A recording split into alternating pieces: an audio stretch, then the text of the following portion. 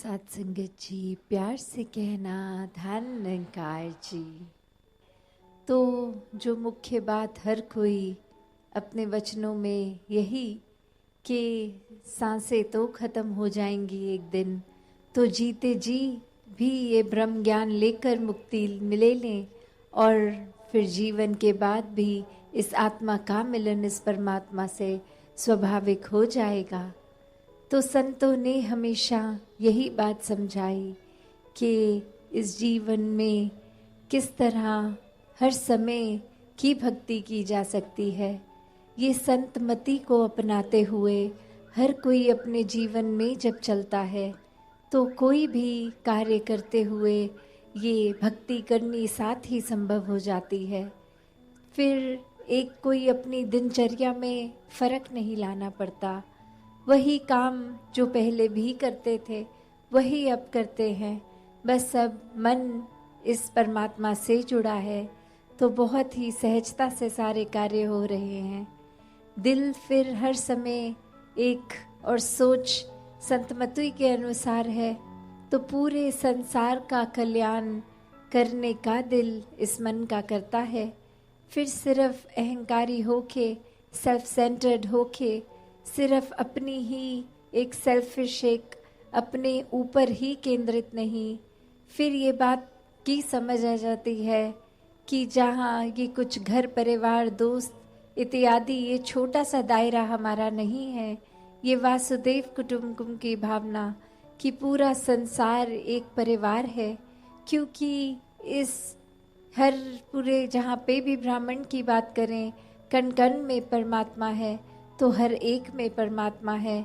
फिर वो एक भाषाएं चाहे हों, क्षेत्र हों, एक रंग के आधार पे, कल्चर के आधार पे ये भेदभाव होने, ये मन में नफरतें आनी फिर संभव नहीं होती, क्योंकि हर एक में परमात्मा के फिर दर्शन है।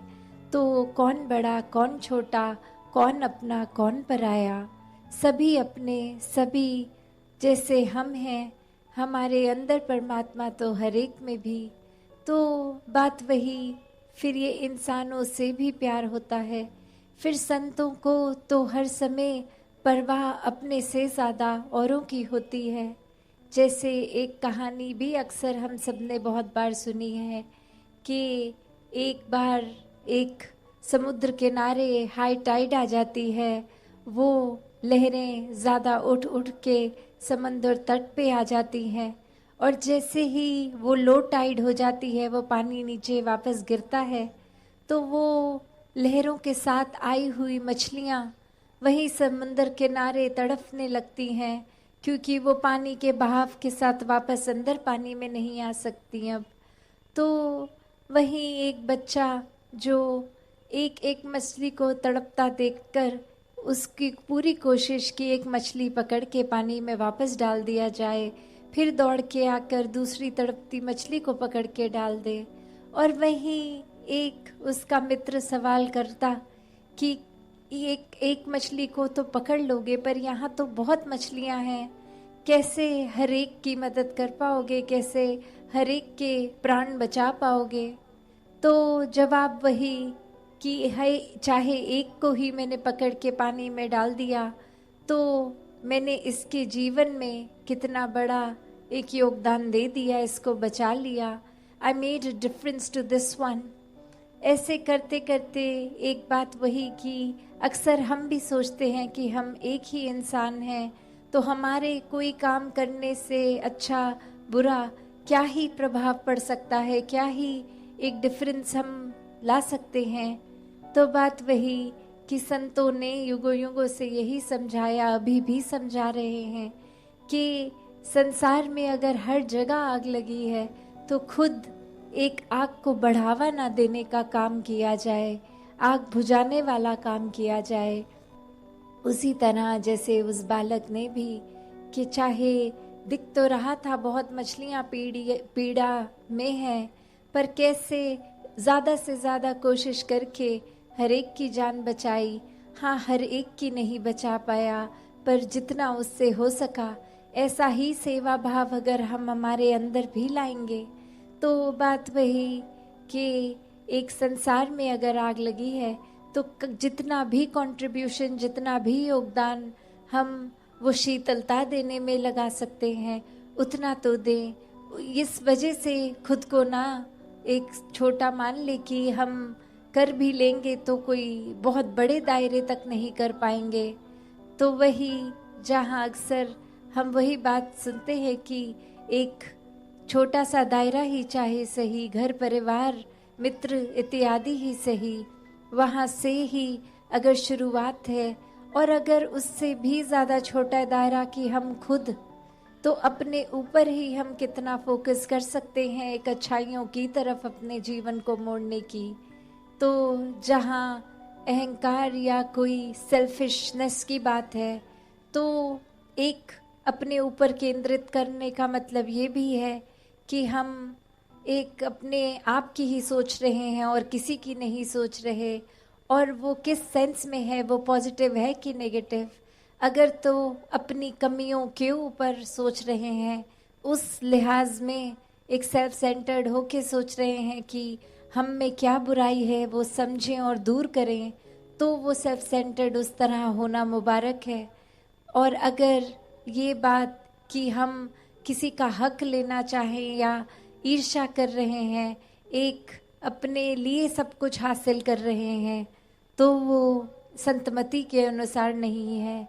तो कैसे भाव वही कि अपने तक सीमित रखना है। अगर किसी की बुराई नज़र में आ गई उसको आगे फैलाना नहीं है, कोई गॉसिप नहीं करनी, कोई एक उस भाव को नहीं अपनाना कि हमने किसी के बारे में कुछ पता चला है वो 10 लोगों को और बताएं। नहीं, एक संतों का दिल तो इस तरह होता है कि किसी की कमी आ भी गई तो वो खुद को ना नज़र आए, और अगर अगले के सुधार के लिए उसको कुछ कहना भी है तो बहुत ही नम्रता से और उसके वाक्य ही शुभ चिंतक के रूप में एक बात समझाने का प्रयत्न। और ये छोटे दायरे से फिर बड़े दायरे में भी संत यही समझाते हैं कि जीवन भर तो एक अच्छे मनुष्य बनकर रहना, संतमति अपना के मानवीय गुणों को अपनाकर जीवन बहुत ही सरलता से जिया जा सकता है। पर वो गुणों का रिमाइंडर नहीं, एक गुणों को अपनाकर जीना है, और वो गुणों को अपनाना स्वाभाविक हो जाता है जब इस परमात्मा को मन में बसा लें हमेशा के लिए। तो इस परमात्मा के साथ जब जुड़ गए, इसी का रूप हो गए, हर एक में इसी को देखा, तो फिर हर एक के लिए अच्छे भाव ही आएंगे। एक मन हर एक के लिए परोपकारी हृदय, विशाल हृदय बनेगा। तो ऐसी ही भक्ति का करने का, समझाने का तरीका संतों का हमेशा से यही रहा है कि इस परमात्मा को अपना लो तो सब अपने बन जाएंगे।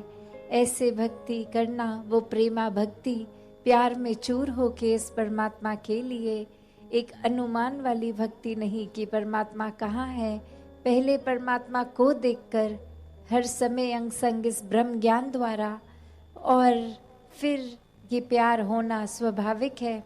फिर इंसानों में मनुष्य गुण आने, मानवीय गुण आने स्वाभाविक हो जाते हैं।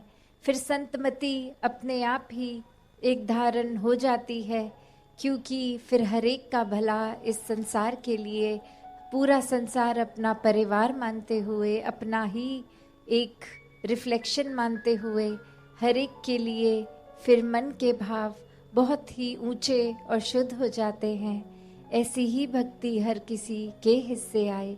साथ संगत जी, धन निरंकार जी।